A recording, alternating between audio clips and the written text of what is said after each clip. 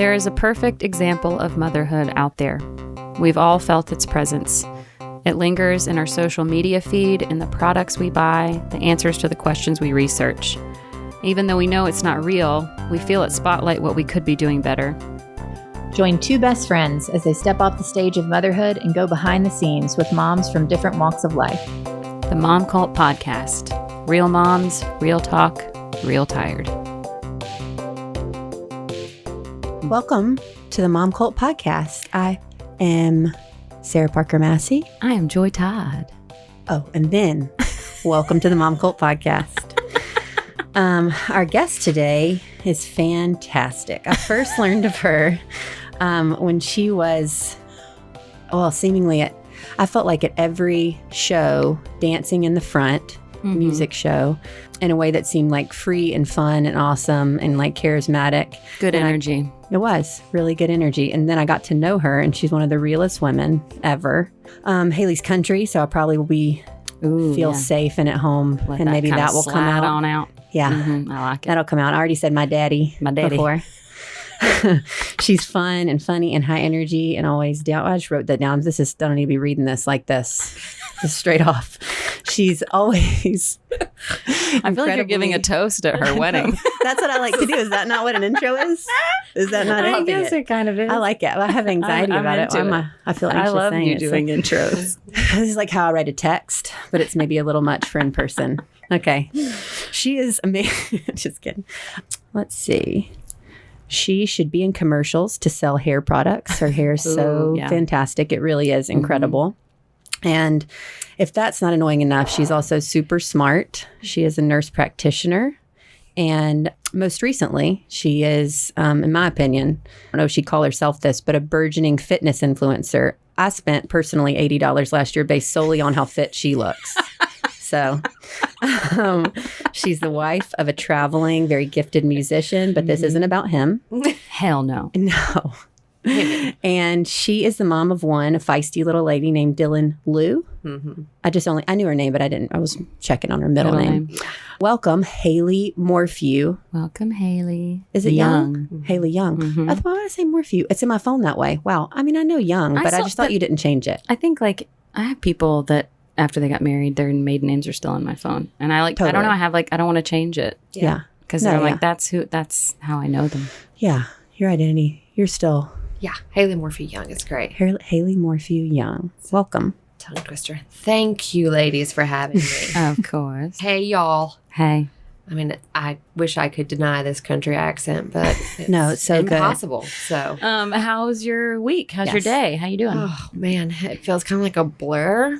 You just changed jobs. Yeah, recently, I did recently. This will be a month. Yeah, today that I changed jobs. So now I'm working more with, I'm a family nurse practitioner, or I just accepted a new job as like a specialty surgery nurse practitioner. Ooh, nice. So I work with surgeons and I see their patients prior to their surgery. Is that did you go into that specifically because you've been wanting to do that, or is there something new you're trying out? I actually went to school with one of the nurse practitioners that works there now. We went to college together. And she reached out to me and she was like, hey, you know what? We've got this opening here. And would you want it? And I was just at that place at my old job where I was like, oh, man, it was a good job. I loved it. But it was just one of those, when it's just time. You're just like, man, I'm ready for something new, but I don't know what I want to do. It's been great. It's been a huge learning curve because surgery's different. Do you like that? Do you like being in a position of I actually don't know these things? Or does that excite you, or does it intimidate you? No, it excites me, but I will say that probably the people closest to me probably hate it when I start something new. Because it's so much, and I am so much of a perfectionist in that way. Yeah. That, yes, I love things that challenge me and I want to learn it, but I want to be perfect at it in 2 days. Yeah, you want to learn it immediately. Stupid. Yes. But so I just put so much into it that everything around me also kind of just falls at the wayside, or I just feel like it's out of control. Do you feel that way? I'm living that currently. I'm really trying to be I'm going to work on this later after the kids go to bed. Because if I get any new information in regards to work, I want to tune everything out immediately and just focus because I get excited. Yeah, you're so excited. But then, the other parts of your world, and as you become a mom, or even just women in general, I think we multitask so well and all the time. You put so much energy into that, and then you get home, and you're like, I'm just numb. I've got nothing, but I still have so many things I need to do. Yes. Yeah. In this thing called my family and life. And holy crap, where am I going to find the energy to do this? Where does this come from? Yeah. Yeah. I was just talking to a mom that's pregnant right now, and she's a musician. Thanks. And just talking about how that's irrelevant that she's a musician. Stretch that. She's only like 3 sips in. Yeah, what is happening? It's not. I didn't eat enough. Our brains and our bodies and our mind, we just expand. And I don't mean, our body, but just what we're able to accomplish in a given day. I feel like write down like anything that I got done. And now I'm just like, there's just hundreds of things. Right. Feels like, yeah. You just have to be okay with I just didn't get done today. Yeah. Well, yeah. Also like the mental tally of things that aren't even physical. It's just you telling yourself like, just keep being patient. Don't get so angry. Don't there is a constant reminder in my head all the time of how I should behaving when I didn't behave the way that I probably should have. Just, it's just exhausting. Yeah. Yes. Oh, see, I think that takes a back seat for me. To the physical stuff? Well, just sounds bad. It's just No.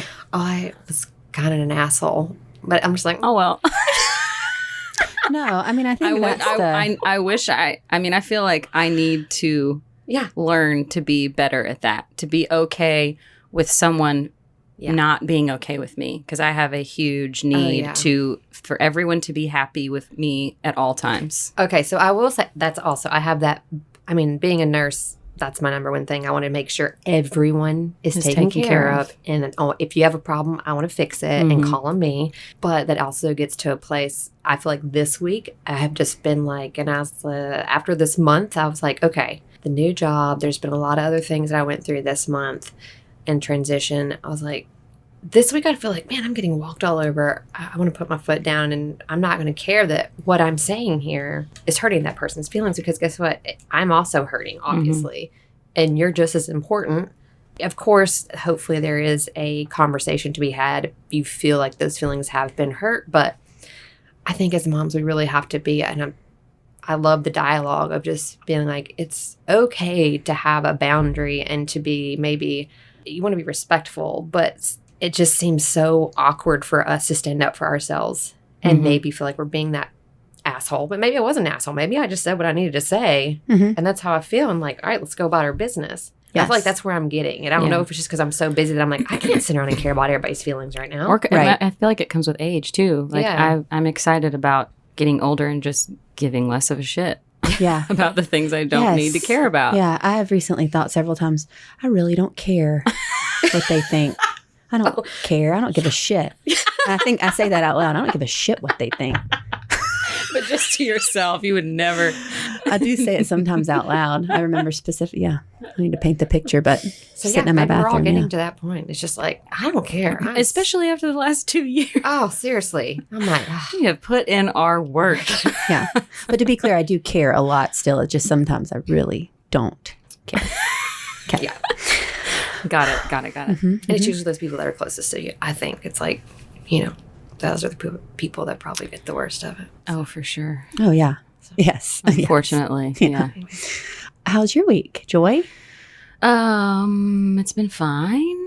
It's been somewhat busy, or just, another week and practicing, putting things on the calendar, trying not to let the week overwhelm me, but just like, let's just get through Monday and then we'll get through Tuesday and then, but all good busy things. Just anytime I add to our schedule that already feels shaky, I don't like putting in things like that are just gonna add to maybe not the stress, but just adding more things on the calendar. Yes. So that gives me some anxiety, but again, I don't give a shit.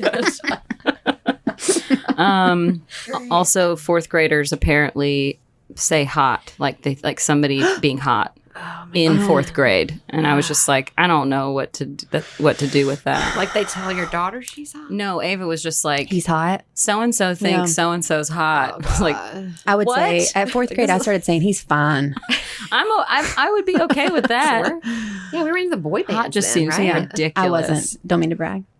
Wow. I wasn't that much either, but I feel like that's when like Jonathan Taylor Thomas. Yes, I loved erupted. him. Yes. And every girlfriend's house I went over to her first sleepover was like plastered with him or like Devon Sawa. Oh, so much Devon Sawa on my friends' walls. Yes. Right? No, I didn't have any.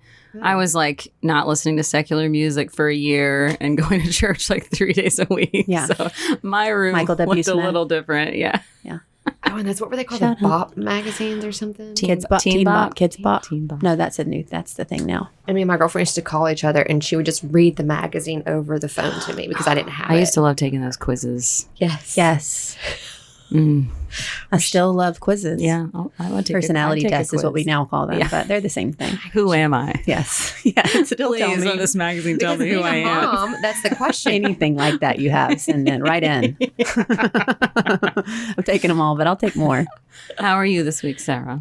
Oh, I feel like was that hijack your No. All right. No. Well, I had for like a couple of days ago, I had like, and it lasted like 3 days, like a weird cloud of sort of like a depression. It was when it was Raining? cloudy. Yeah, it was raining and it was cold.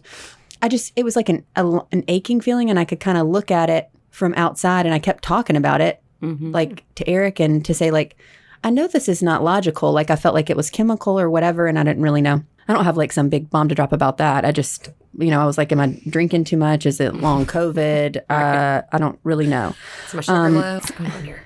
Right. Yeah. Is it food? Is it not? So I kept like checking things off the list and whatever. I could list the things that now everything seems to be leveled out. But the point is, I brought Tuesday, Fat Tuesday. Mm-hmm. Happy, I don't know what today would be, but Ash Wednesday yesterday. Anyway, Did your king's cake? brought a king cake, to school. I'm super proud of it. Ordered it like a month ahead, whatever. But it's from my favorite place in Mississippi.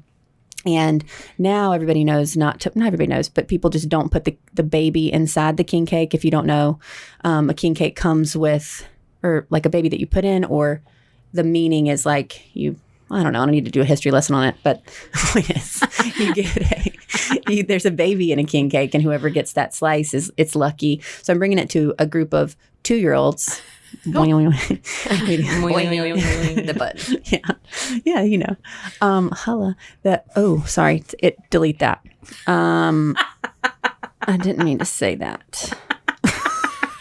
Holla. Anyway. My greatest shame. I'm so red. I brought a king cake. Proud of it. Whatever. And then I realized the morning of that, while I was decorating it, that this place from where I'm from puts the baby in the cake. And I'm like, I don't know if I'm supposed to cut it up. Choking to bring hazard, it to them. right. Yeah. So I'm like, How do I shit. find it? Yeah. What? And I looked on the bottom. Anyway, so I wrote this really long email to this woman who's very busy already. And I was too much of a hurry to like edit it out. Then at the end, I realized like, oh, y'all probably going to cut it up anyway. And like, am I supposed to cut up? Anyway, so I went to the store because of course I forgot to get plates and knives and brought them back. I was like, oh, I left them at home, but I didn't. I had to go to Publix, and I brought it back to school. And on the way back to school, because I was just panicked and like, I'm about to cry even talking about it. I was so flipped out. And I was like, so I stopped and I pulled my rearview mirror and I was like, you are doing a good job. You have brought a effing king cake to your kid's school. Mm-hmm. You ordered it from a different state. A month ago. Well, a couple weeks. I don't know what it was, but let's just say a couple weeks ago. It's definitely like well ahead of time. Right. And you're doing the best you can. And you could do a little better on time. So do that. But like, don't be so hard on yourself. Right. And that I felt like was the beginning of coming out of whatever it was. And I don't know who needs to hear that. But like, I can get in such a spiral of being so hard on myself about everything. And I am like that anyway. And if you're just kind of, not always together like I am, then it can be easy to spiral about those things. But, we're all doing the best we can, especially whatever. You get it. You got the point. Yeah. The point was made. Yeah. Well, it's crazy what a conscious decision it has to be to tell yourself you're doing a good job. That's what I was thinking. I was like, man, that was amazing that you actually stopped in that moment and was like, you know what? damn it, I'm doing a good job. I did that. I probably just still would have spiraled. It was just, But I don't also think so. felt like, I mean, definitely suffer from seasonal affective disorder where, especially here in Nashville and Yeah. Tennessee, it's just gray and gloomy and wet and cold. And Yeah. it's hard. Winter's hard Mm-hmm. for feeling that way. I had that same thing a couple days too. That I was just like, oh, I just do not feel great. I was like, I feel depressed. I was like, but I'm not really depressed, or am I depressed? Yeah. But I think it's also when you have to sit back and take a moment and like just recount, okay, what all do I have on my plate actually? Mm-hmm. This makes sense why I feel this way. Give myself grace. Yeah. Yeah. Give myself grace. When I feel like I'm being really hard on myself for being lazy, because that tends to be what I go to, lazy specifically. And I'm not really sure when that started or why that's my thing, but I will journal and I will list, I'll first do all my complaining. I haven't done this. I haven't done this. I still need to do this. I need to be on my ass about this. And then I will make myself list all the things that I have done. The list of things that I have done ends up always being exponentially larger than the list of things I'm complaining about, because there's so many things I'll do, but I won't give myself credit for doing them because I'm like, well, that's just life. And it's like, no, you got Penny outside today. You like took her out of the house and went on a walk. Yes. Like just little things that, whatever. Anyway, Yeah. but yeah, we have to like make ourselves recognize those things. I haven't quite thought of it like that, but that's a good idea.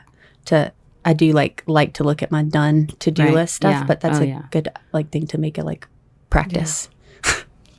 It's crazy. I mean, then you have to, it's like, oh, well, my thought is like, of course I have to make another list in my head of how to appreciate myself. Let's go ahead. Okay. Here we go. It's another thing to do. It's another thing to do. I'm telling you, negative Nancy over here right now. The sun is coming out. It is. Happiness is around the corner, people. The last 2 days of sun and It's warm been- has yeah. been a game changer. So Oh my great. gosh. When did you guys talk about trying to get pregnant? Were you guys ready for that? Tell us how the beginning of becoming a mom started for you. Yeah. What that experience was like. It was, I was taking a walk around our block that we have at our old house. We used to live near this area, middle school, whatever, and they held like, I don't know, Saturday soccer league or something. And there was all these young little like 3 and 4 year olds playing soccer out there. And I just remember coming around that. I was like, I just stopped and watched and I was like, I'm ready to have a kid. It's time. I'm ready to start having kids this moment right here. So I remember I picked up the phone and I called Ricky because he was on the road and I was like, you know, when you get back, I said, I think it's time. I think it's time we start trying. Mm-hmm. He hung up. Yeah. It's like, what the? No, he was like, yeah, let's do Yeah. it. You know, we always talked about having kids. Mm-hmm. So he was more excited about the trying part, of course. Yeah. So yeah, when he got home, it was on. And Was it easy? Was it easy to get pregnant? Did it take a while? It was. You know, I feel so, it's weird. I feel I'm very grateful, but I also have a hard time answering that because I know it can be so hard for women. So when I get answered that, whenever I ask that, I'm like, oh, it really was. I mean, it was just like literally we tried and you know, maybe it helped being in the medical field because I knew a lot about Right. Your body. Your own body. yes. I think it's good to hear like that perspective, really. Yeah. That I just knew like when to kind of be around that time to try. So yeah, I think it didn't take long at all. And he was very upset about that. I'll say. And now no more sex for 2 years. I'll tell you. He was like, anytime we talked about it, it's like, man, I was just so excited to speak, but when I'm doing it everywhere and her being like, but the craziest part is we, yes, easily got pregnant, but it was so quickly. I remember I'm very regular, like on the dot, and I hadn't started, but I was like, I'm probably going to. I kind of felt crampy and just not good. And I went to a work trip where it was down in Florida, and they had taken the team out on like this sunset boat ride one day and like there was alcohol and it was fun. And I was just like trying to drink my Corona. And I was like, this is just. It is not sitting the way that I want my Corona to sit. I just really want to have fun right now. And this is just not happening. Yeah. And so that was like a sunset trip. And they were like, all right, we're all going out to dinner. I was like, I've got to go home. I've got to go back to the hotel and I got to go to sleep right now. And they're like, it's 5 p.m. And I was like, I'm so tired. Yeah. And so I remember going back and just sleeping literally from 5 p.m. until like 6 a.m. the next day. I was like, I don't know the last time I've done that.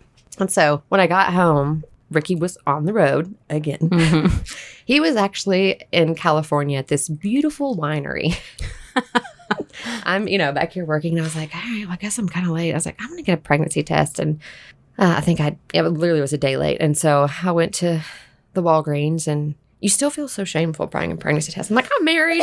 I'm 30 something years old. Don't look at me like that. Well, it's just so weird having this stranger know that you're clearly about to maybe have this life-changing moment. Almost no matter what the result is. Like, it's a big moment. Yeah. You just want to be like, I'll show you my life. Yeah, it's just this unspoken, like, it's like, look, I've got the ring on. This is cool, right?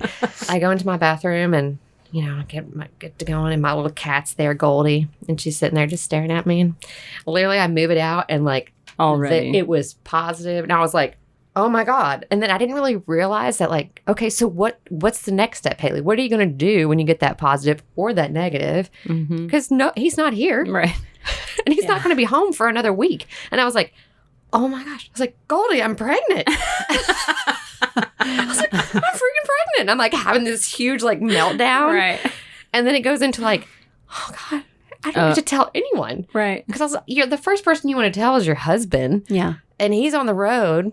And you don't want to call, you like have an idea of how you want to do it. You don't want to do it over the phone. So I didn't want to like call him on the phone while he's probably like in, somewhere and like, oh, I can't hear you. What's that? Like, Joel, shut up. It's always loud. It's always not a great conversation. And so I waited for a whole week. Oh, wow. Till he got home. And you didn't tell anybody else because you wanted him to be the first one. I wanted him to be the first one. So I didn't tell anyone. Yeah, when he got home and then I had like, he comes in, of course, I'm sure I'm just like like a little puppy waiting for a treat. Just like, what's going on? Ask me how my week was. What are you going to ask me? Like, I'm just like bursting. I'm probably like all red. And I was like, oh, I have you something. He's like, well, I've got you some gifts too. I was like, oh, me first. This is a great gift. And life-changing You're going to be thrilled. So I have it all on the cloud. But I was in a little gift and he looked down there and I had the pregnancy test and he was just like, what? He's like, you're already kidding. Yeah, he was like, what? Really? And so that was it. And he was super excited and we cried. And yeah, it was a great moment. I need to look back on it, but we were super excited. So that was it. And then I got to tell everybody. But it was great. I was just super tired. Yeah. Yeah. Super tired all the time. Not sick? No, and I wasn't. There was like a couple mornings because I had to get up early at like 5:30 for work. That was rough. But I just remember that first trimester, like, I was just a sloth. Like, I was just like, I got to take a nap right now. Like, I have to lay down. I have to put my head down. Yeah. So anybody going through the first trimester, take those naps. Take those naps. Yeah. Mine was like that in the first. All of them, actually. Second. Third. How many are there? 4, they call. Third, and then your fourth trimester is after you have the baby, Right. which Yeah. is actually the place you need the most help, if you ask me. Yeah. Oh, yeah. Screw all that other stuff. I'm like, give me somebody that's going to be here after this baby is born because, well, now I feel like Ricky would know what to do, but oh my God, that was such a shell shock. First time is really hard. Yeah. Like Jeremy's a completely different person Right. for the second kid. Yeah. And probably Like- you too. Well, just little things like if he's going to run out and get coffee, sometimes he'll just put the baby in the car and take her to go get coffee too because Yeah. she loves being in the car. And then that just gives me like even like 25 minutes. Such a huge deal. I'm just like, that is like, thank you so much. Yeah. Like, and to not have to ask for Right. that either. Cause I don't even think I would think to ask for it. Cause like, oh, you're just running Right. out. But like, it's really not any big deal. It's not like more stress on him to bring her with him, but I'm always Especially just at that age, now that we know. I mean, Oh, yeah. It's so good when they can't move. they're just in that car seat. And like back then, you're like, oh, we can't take her anywhere. Oh my gosh, we got to bring this. And well, she's a tiny baby. And like she's on a schedule. And like we have to feed her. And then she has to nap. And like now, we say that all the time with our toddler who just like, runs and, is doing everything. And people warn you about that, but still, that's just part of being a first-time parent. You're going to think every stage is really hard until you become a second-time parent. Mm-hmm. And I was even talking about this with some of my colleagues earlier today about the second time. Yes, there's less anxiety because you know what to expect, but you haven't experienced the two. Of like, okay, but now but this one still needs steps. And I was like, okay, yeah, but yeah, I think we're going to be good on one.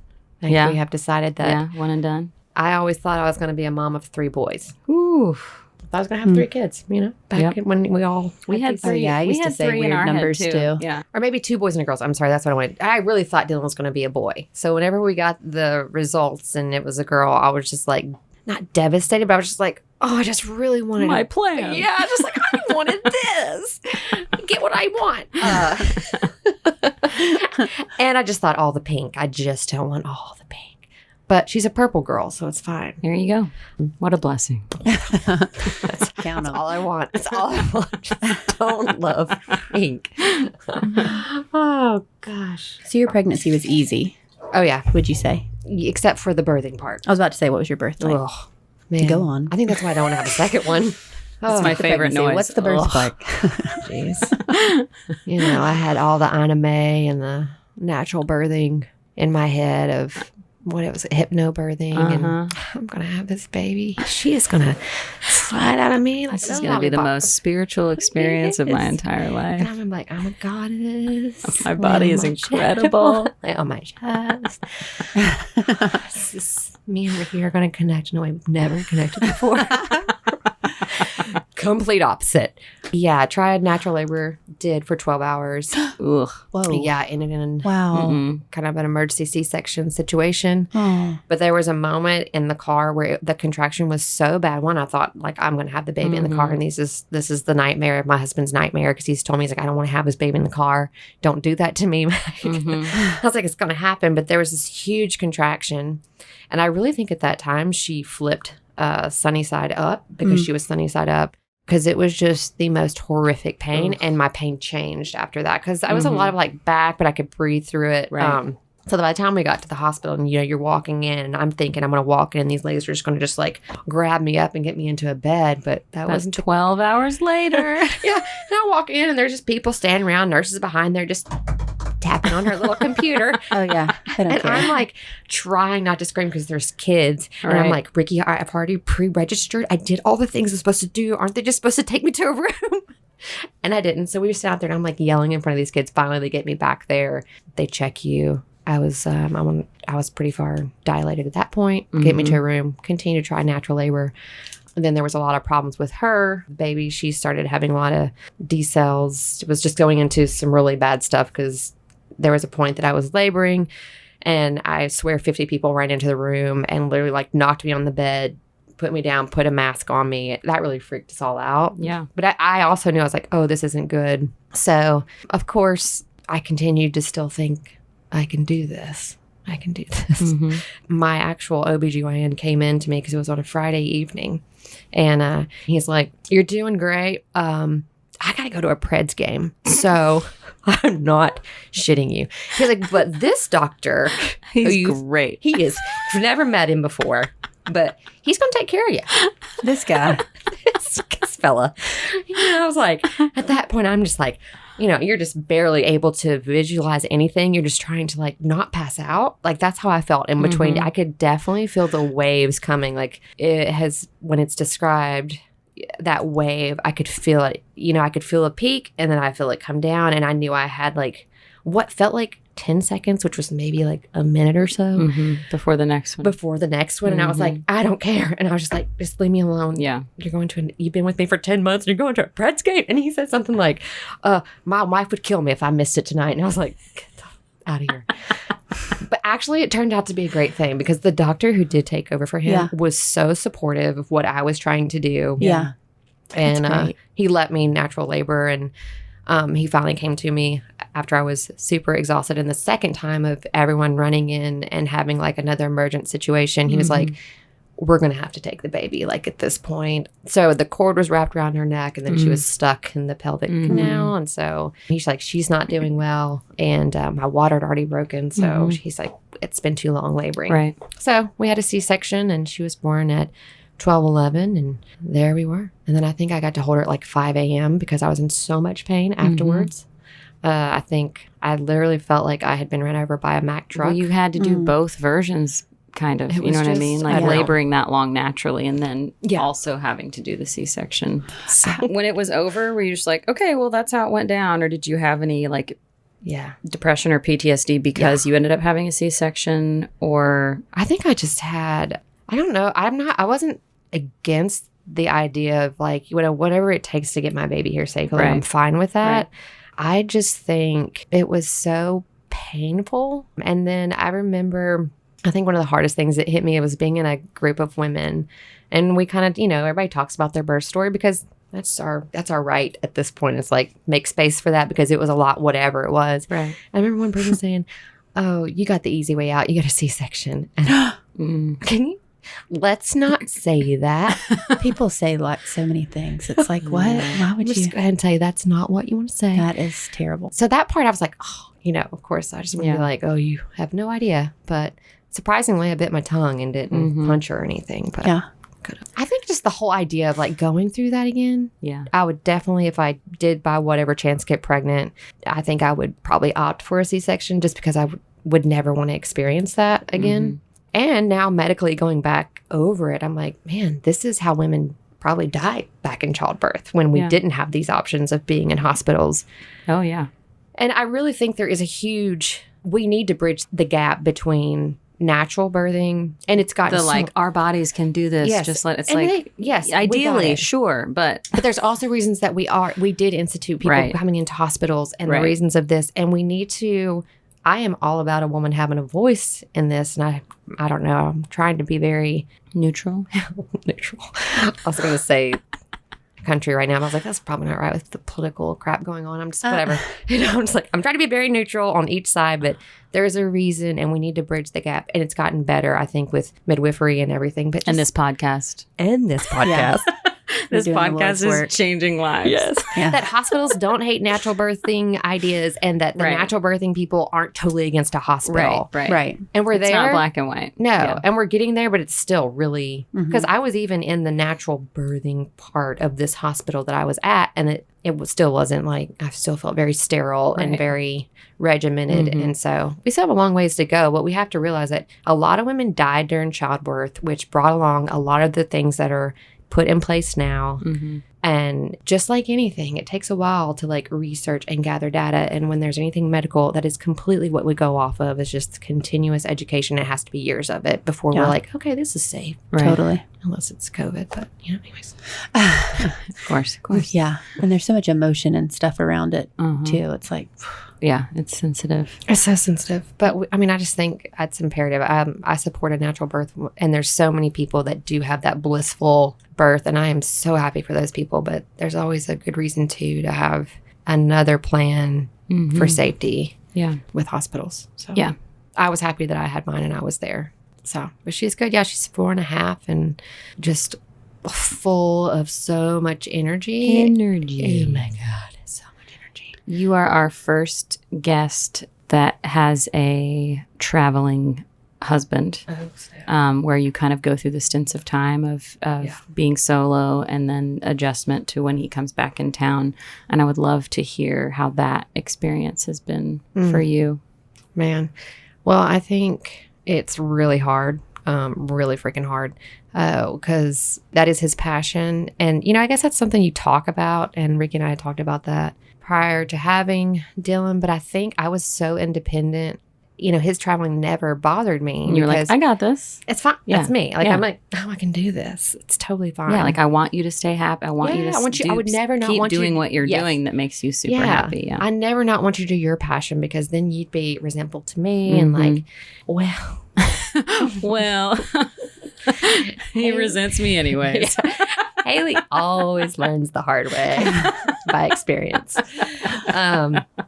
That's really freaking hard. because I work a full-time job, and even if I was a stay-at-home mom, I mean, oh my God, that was just very eye-opening, that experience. I was very thankful for the pandemic in certain aspects because it kept him home. Yeah. And I told him, I was like, that was right around the time that she was 2.5. And I literally was like, if that wouldn't have happened, I think I would have been put into like an insane asylum or something. I was like, so I would have had a break. I think I would have had a break because I don't think I could have handled it. It was so much. It's just too much to get a child. And she's in a wonderful school, but it's just like getting her to school. And I go to work all day, and then you can pick her up. And it's like, then I have to do the whole evening and the bath time and the bedtime. And as you know, bedtime lasts forever. And there's fights. Oh my gosh. Yeah. That whole thing. Yeah. It's a lot. So yeah, I've asked that he can only be gone for 10 days at a time. And he's like, Haylee, that's just not possible. I'm like, but it is. I need my boundary. It's hard, man. I mean, unless you have money to really support like a nanny or something like that, that's not in the cards for us. So, and we don't really have don't have close family. My mom is an hour and a half away, and his parents live in Texas. So, What would you do during those stints that he was gone? Like, in case anybody's kind of in that space right now, did you have any little things that you just kind of clung on to that helped you get through those weeks? I mean, you gotta have a close friend with a kid the same age. That is like your drop-in person. Remember when you wanted to be my friend and I was like, do you have a kid? Sorry. I don't have time for now you. You know. Yeah, I do know. I'm telling you. And I tell everyone because Joy hooked me up with this community of women that we were all having babies around the same time. And all had traveling musician husbands. And that first year and a half, our text thread and our blowing up. The hangs that it saved me. It was like a savior being like, oh, that's normal. That's normal. It's normal to feel this way, right? I mean, the weirdest text that like you wouldn't want to send to anyone else, but we had it in that thread. Right. And it was just so life-giving. Or just like, is anybody else's baby just stop sleeping through the night all of a sudden? Like, what's happening? And then everyone would be like, yes. Yeah. Or is your child doing this? Or like, anyways, yeah. Because after you get through the Leaps app, because your child goes through all those leaps in the first year. What is it? Wonder Weeks or whatever? Yeah, whatever that is. I've never heard of that. Yeah. You just try to, you get so fixated on things because you want to make your life easier, right? We want to try to plan to be like, oh, I'll be prepared for this. You can't. No. You can't prepare. So you just got to have a friend that's kind of going through that season of your life, or that's also kind of when, after Dylan was born, I mean, that first 2 years, I just feel like I don't remember who I was. Right. Really. Yeah. You're just kind of a zombie. You're a zombie. You're there. Yeah. You're so present with that kid and you want to do everything right. And I think you like push yourself so hard that you finally will get to a breaking point that you're like, all right, I can't, I'm not enjoying my child. I'm not enjoying my life. I'm not enjoying my husband, my friends, nothing. Myself. So, yeah, me, I don't even like myself. I don't want to be around me. Yeah. So that's when it really will hit. And, those moms that don't experience that, because maybe like I see some moms and they get pregnant like 6 months after. I'm like, oh, well, wow, like, you're amazing. Yeah, constantly I see that, which I'm always like, wow. I literally feel like it's just a gift that some people have, like the gift for parenting, like that kind the of bandwidth. the bandwidth, the love, the patience. Like I feel like the way that everyone are born with gifts, that there are people that are born with like extra doses of that. Yeah, see, I always like to give the explanation that, there's some of those grocery bags that are really thick and heavy and they can carry a lot of weight. Like those are some moms that just take it all. Well, I'm like the very thin garbage bag from like the gas station that like if you put one thing in it rips. That's how I felt. That's where I got. I was just like, I can't handle another thing. I can barely fit my 40 in this bag. I can't even put a 40 and it's busted. It is busted through and I need that 40. I can't fit anything else in that bag. It's the most important thing to me right now. God. So, after the 2 years, I think that's when I kind of got back into the fitness game and I made time for myself and got up early. I was like, all right, I'm doing something for me. That's what you do. That's what I do. And I've been athletic my whole life. I've always played sports. And I think even up until I had Dylan, I was, I like to run. I played basketball like in a league. And when that happens, you kind of lose all your hobbies because you have to focus on motherhood and just literally get each day done. And so I guess it was around that 2.5 year mark that I was like, I have to do something for myself to make me feel like I'm still here. Yeah. And after baby, you already have like for me, I had a hard time with just my body. Not that I hated it. It's completely different. I could be the same weight on the scale, but it wasn't the same. Right. That's the whole rebirth of yourself that you just have to really play with. I don't feel like it was negative, and I didn't take myself down a dark hole, but I just wanted to feel strong again like I always had. And so, that's when I kind of got into fitness and started getting up early and making it a priority that's what I'm going to do. If I have to get up at 5:30 and work out for 30 minutes, I can give that to myself, and that's going to make me feel better. And then it's done for the day, and then I can be more present for her, for my work, So that's when that whole fitness thing started. Yeah. It's been motivational for me to see that. Yeah. Yeah. It's so funny. I've been seeing a new functional provider, and we get really into like the mental health and emotional stuff. And she's like, "You're so creative." And I'm like, "Me?" What's a functional provider? Like functional medicine. So they're doing more of like integrative? Yes. Okay, great. Same thing. They're just looking at more in depth. Integrating holistic with Western. With Western medicine. And because also after I had Dylan, I got diagnosed with Hashimoto's thyroiditis. So, which would like to say that's a mouthful. It is. So that's a thyroid problem, and it happens to a lot of women. Actually, 1 in 4 women will develop this, and they don't know it because a lot of times you go to your primary care physician and they're going to check your thyroid, this one little basic lab level, and they're like, "Oh, it's normal." But there's a lot of other things that go into this, from your adrenals.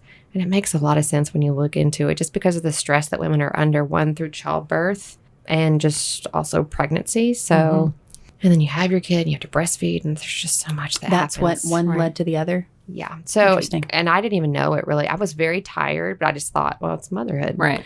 And I hadn't been able to lose the weight that I felt I had, and with like the normal stuff of what I was doing. So it was one day I was actually in seeing a patient, and they were like, "What's wrong with your neck?" And I was like, "What do you mean?" And they're like, "Oh, your neck is like swollen. You have a lump right there."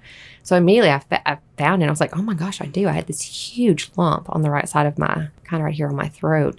So I just called my doctor, and I was like, "Hey, I need to get an ultrasound." So we ordered an ultrasound, and come to find out I had multiple nodules on my thyroid. I have those too.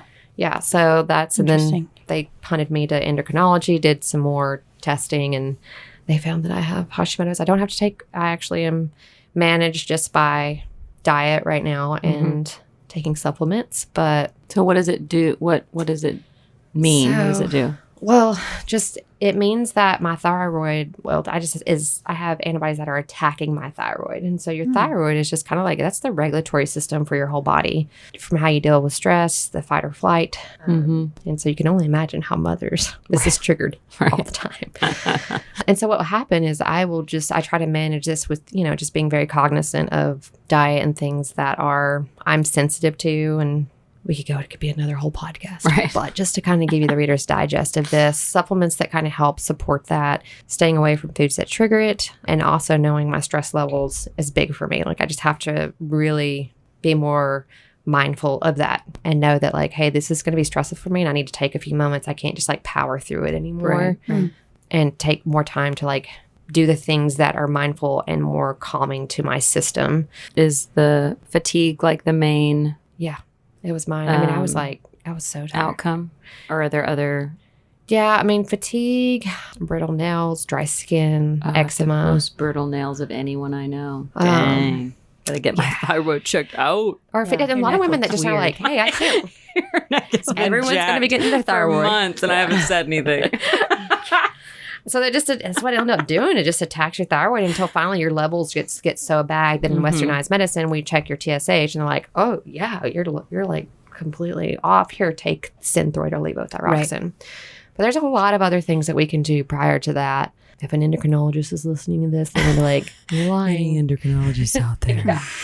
You're lying." But then if you talk to a functional medicine, like, "Yes, girl, yes, tell them about it." Totally. But I don't want to be on a med that if that has to happen, but I want to try to, I've always been that way. That's why I'm in medicine. Right. If there's something I can do to help myself, I want to know it so I can do it. Right. We're also scared of knowing the thing, but for me, I'm like, let me just know it so I can fix it. Yeah. So yeah, that happened. So that was like a huge thing, but also exercise is great. Not like hit workouts immediately, because that's really triggering for your thyroid too. But so having exercise is good for me. It's helped to maintaining that and keep at this point, I want to say it's in remission, my Hashimoto's. Yeah. So That's awesome. it is awesome. That was kind of scary because I was like, oh crap, man, I'm about to be on thyroid medicine. Mm-hmm. Yeah. And also being in a community talking about fitness, because yes, I do a lot of fitness now, but I did work up with someone that Joy connected me with, a great girlfriend, Stephanie. Oh, Stephanie. Yeah. And She'll be on at some yes, point. and let me just plug her with her amazing self. Mm-hmm. And I think for women, just don't step right into like doing HIIT workouts like you used to or Yeah. going on a run. Which like, is hard because you want I want immediate results. Yeah. I want to be sweating and really feel like I just kicked my own ass so hard. So often, like, I want to squeeze I'm like, in I don't want to 10 do minutes. yoga and just like little things with my legs. Like that is not a workout to me. I don't want to do breath exercises. Come No. on. But like one time right after I had him, I was trying to do that to push myself too hard. And I put on pants. And the way that they were tight was so it wasn't just they were too tight. It was just like the way that they hit my body was so painful. Yes. Or like my abdomen. And I thought, well, yeah, this is going to be different than I thought. Like Yes. this is going to be a different climb. Mm-hmm. Isn't it crazy how pants really do bother you now? You're like, for me, even, I mean, a pair of pants can make or break my entire day. Yes. It really If I can. put those pants on in the morning and they are not working out, the day is ruined. But just think how when you were before kids, like you never thought about your pants. I mean, yeah, they might be tight, but it's like, it's fine, take it Right. off. We'll And now dance it you're out. like, all right, this is 2 hours of this. I need to get home. I'm not happy. But anyway, Stephanie Gordon really helped strengthen everything in my abdominals. And she did that at the beginning of COVID for a group of girls. Yeah, we were doing some early COVID workouts, but then I got pregnant, You got pregnant. I bounced. But So I always tell people, go to someone like that first. Do not start exercising and try to just jump back to where you were prior because it'll be bad. So she really helped me, and I worked with her for probably 6 weeks and then was able to go my own. What is her Instagram? Strong Mom Fitness. Yes. Thanks. Oh, Strong. nice. Coming out with that. Ava was maybe like 4 or 5, and I just happened to see a friend post something on Instagram it started with like, sorry, this is such a long post, whatever. And I clicked on it to read the whole thing, and it was a long post. But it was all about her realizing that she had diastasis and not having known that that was a thing. And it was the first time I even ever saw that term written out. And I had been going at it for 5-6 years of trying to lose the baby weight from Ava, working out, going to the Y 4 to 5 days a week, and not getting the results that I was hoping for. And I looked it up, and I just had a complete meltdown because I had been working so hard to get my stomach back to where it didn't just feel like a loose bag of soup, and realizing I'd been doing all the wrong exercises and doing all the exercises that not only weren't good, but were making it worse. Yes. And I was just like, are you kidding me? Why don't you know this before you even leave the hospital? Like, they talk about this. Where is this information that I would have greatly appreciated receiving 5 years ago? It's diastasis recti, right, where your abdominal. There's your separates. muscles separate, but like crunch it. There's so many normal ab exercises that we all grow up knowing that actually keep pushing them apart instead of helping them fuse back together. And I was just like, so you like work on your transverse you gotta be kidding me. There's breathing. So that's why, yes, women, please take the time. Although you're so impatient, just to get back to that. That's going to help you in the long run because you can like measure it, by your finger widths, how spread apart it is, and so that's Stephanie helps a lot with that. That's her whole shebang is what she does at Strong Mom Fitness. Yeah. What's the biggest struggle right now? She's 4.5. You said. What's what are the things that are the hardest about this age for you? Right now, bedtime's hard. Transitions have always been hard with my kid. I don't know. I guess I'm telling myself this is normal, but we have always had a hard time moving from the house to out to go to somewhere. He's the same. Yeah, it's like, and so Everything. yeah, I don't know. And I feel like some kids have a really getting dressed in the morning. Yes. She really wants to own every idea, which is beautiful, and you want to foster that. And you're like, cool. Like, wear whatever you want to wear, but we just got to get it on and we got to get out the door without me yelling at you. Right. That's our hard things right now is morning times getting out the door for school because it's like, all right, here's which dress do you want to wear? She's like, I don't want to get dressed right now. I want to play. You know, I'm just like, all right, 5 more minutes. You used to be like, all right, I'm going to set a timer for 5 minutes and then we can go. And then she's like, that's not enough minutes. I need 80 minutes. I'm like, yeah, I would love 80 minutes to get dressed too. And you're like, and so then it becomes like, then she just gets into these huge meltdowns because you're like, well, we don't have that long. We've got this time. And we've done the whole thing. Like, let's talk about the morning routine. Actually, wear your clothes that you're going to wear to school. Wear them to bed. Right. Come out the night before. Put the dress on. Yeah, that's right. And we've done that. Not even thought of that. That's a good idea. Oh, we've done that for a long time. We're like, what would you like to wear tomorrow? Okay, let's put this dress on because she was really into just dresses. I'm like, pick out a dress. Was she like that with diaper changes too? He's really tough with diaper changes. I mean, I know she's not probably. Yeah. I mean, I'm sure she was. I just, man, it's just as soon as it's over, you just pretend it never happened. Yeah, totally. Right. Yeah. Okay. Absolutely. Yes. Yeah. Like a part of the trauma in your brain just blocks it out. Let's forget that. We survived and we're never going to think about this again. That's not a core memory. I'm sorry. That one's gone. That's fair. Good for you. Yeah, transitions and then just getting to bed. You know, it's like, and that's another thing. Like, thank God Ricky's home because we just kind of try to switch tag team because it's so that's our biggest struggle. It's just bedtime and then transitions, getting her out the door into school. Yeah. I don't know when that gets easier, but Ava is 9 and bedtime is still my least favorite. Like Penny is easier to put to bed. Yeah, a newborn baby is easier. Not a newborn, 1-year-old. Oh, yeah, those days work. I can't. Cake. Are you kidding me? We talk about it all the time. We're like, oh, bottle, burp. I can't tell you how often I am thankful that she can't talk to me yet. There is no conversation. I literally just go, here's what's happening. You can cry about it if you want, but I'm going to leave the room. See you later. There's no coming out of the room and being like, but Mom, can I just, Mom. Are you serious? Mom, She's 9? Mom. Yes. Oh, joy. I know. It's not. I told Jeremy, I was like, bedtime is a trigger for me. Me, all of us. How's yours? How does... He's 2, 3? He's 2. Yeah. He's 2. Transitions are really hard. Eric does bath. And I feel really lucky that we have that. Like, that's the thing that we found early on was bath, taking that off my plate, and then him carrying him upstairs. There's several different things. And then he cleans downstairs. And so when I come back down, it's like fresh and I can like look at, which is it's like my favorite thing. Yeah. And I'm bragging, but whatever. So that's really nice. But Parker, sorry, that's not the question you asked. It's sometimes a struggle, but we kind of have a thing that works. Yeah. But transitions are hard. I mean, like getting him out the door for the morning, like for school. Yeah. And time is such a struggle for me already. Right. He adds to so it. Often I just like grab him and get him dressed. Like, I don't know if I know, like I'd say, 1, 2, 3, I give him the option like a million times and I do the thing. But like at some point I'm like, I have to go. Yeah. Like we have to get in the car. Getting in the car, just everything is just moving through jello. And, he's just pressing his boundaries. Anyway. No, it's the same. And even like going to get her outside. Like, it's a beautiful day. And I'm like, it's the weekend. Let's go play outside. I don't want to play inside. And it's like, oh my God. I just do what I want to do all the time. All the time. Right. You would have a better mom. I would be happier. Literally everybody wins. Yeah. Did you see how this would be better? If you could continue to just put me first. Yeah. Whatever it is he wants to do. Usually the opposite.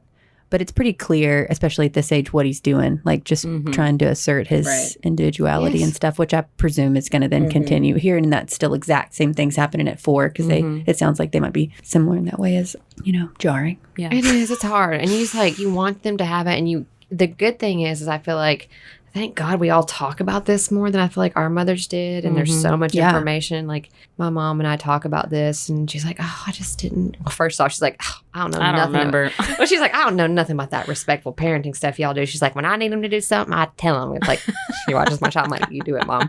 Yeah. But I was almost like, Mom, don't. I mean, it's like, we have a constant information in our hands with our phones about how to handle it. You didn't have that. It's fine. But maybe that's good for this. Maybe it's bad for us. I don't know. I'm sure. But I just try to like give her all the options and I see that like, oh, this is just her independence. She really, right. I get that. I was like, yeah, I wouldn't want somebody telling me what to do all the time either. But, you know. Yeah, I tell him that. I feel bad about grabbing him. We have to do stuff. I don't know what else to, you know. But she's also very imaginative right now, like her creative. That has been like, this is super fun. This age is also super fun because she's drawing and coloring and like. They're like spending more time on specific tasks. Like I remember 4 for me being like, okay. Yeah. That we're entering like a different level. I feel like 4, 5, and 6 were like some of my favorite. Yep. My We're in a favorite sweet spot too. Like there's the hard transitions, but this is by far a very sweet spot for me. Some people love the baby stage. I don't know that was really my thing, but this stage right here and seeing her play and just light up in her excitement about things and seeing what she really likes to do has been super fun. Or just having a friend over and they can play together. Yeah. Like that's great. Yeah. And you're like, oh yeah. I get a break from it. It's when like it's when like when other kids at your house, you're like, no, please, please drop your kid off at my house because that means my kid won't be bothering me for the next 2 hours. We're in that spot right now. Yeah. So it's great. She's super fun, super cute. I know, it's just that's the hard part of it, I guess, right now. So, and the mom guilt. Like I think I have someone asked me the day. They're like, because I do work full time and then I also pick up on the weekends at another job, and they're like, do you have mom guilt? And I was like, there's just no place for it. When I'm present with her and try to be, and that's hard. But I think I had to let that go because that's when I started to lose myself. Right. When you just compound all the things you have to do in life, and like I have to work for our family, and that is not an option. So I can't sit here and feel bad about it. I used to give myself a lot of guilt because I just wanted to be so present with her when I came home. And there's just some days from work that I'm just I have nothing. I have nothing there. Yeah. But I thought, I was like, I'm sure there's some stay-at-home moms that also feel that same way because it's overwhelming. Yeah. Or you're just like, I literally spent the last 6 hours doing this, and there's still how many hours left? Oh man, I'm telling you. I think even when they're young, or my opinion is that even when they're young, like communicating those things. I tell him that. Like I'm like, this is what's going on. And he's too. But I'm like, I just feel like hearing it, Yeah. Not like I'm like, this is why I'm sad. Right. I'm so tired. This is what happened. If I can't like engage, Yeah. Oh yeah. Dylan's like, oh, Mom, you need to go rest on your bed. Are you tired? And I'm like, yes, I do. Mom needs. She's starting to say those things now. Yeah. And I'm like, oh, geez. When I'm like really at my limit, I can't tell you how many times Ava's probably seen me cry, and not like in a dramatic way, just in my own personal way. And she like immediately will flip into this like nurse caregiver thing, and she'll like set up a little spa in her room and be like, just come lay down, and she'll like the lotion out, and she'll like put on music on my phone. Oh, okay. I'm into this. So cry more around your kids is my greatest advice. Show the real emotions. But she did. I don't know if I already said this story on a previous podcast, so stop me if I did. But we were in the car the other day, and she said, I really think you need to have a boy. We got to have a boy. I think you said that. And I was like, are you kidding me? I go, do you know how little of a relationship we have right now? Because I am with Penny 24/7. Like I wouldn't ever have any time and energy to do things with you. Like we have like a thing planned. We're supposed to have like a mom-daughter date. That was like a Christmas present that we still have not found a day to do. It just as far as talking about just being open with your kids about like, no, this is, having a baby is hard. You're living through it. You like we don't get much time together. Are you checking into reality here, Ava? See what's happening. Look around you. You seem a little delusional. How many times have I gotten mad at you?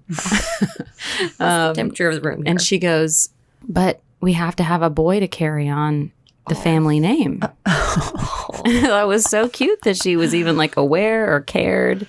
And I said, well, Dad was sad about that, about not having a boy to have that. And I said, but you know what? If you want to carry on the name, you can. He's like, there's lots of different ways now. Like, you don't have to take, you can have a hyphenated name, whatever, just the options. And she was like, oh, okay. Oh, I think that's awesome. Yeah. I know. Problem solved. So I don't have to have a boy anymore. Phew. That was a close one. So close. Parker would say, that's a close one.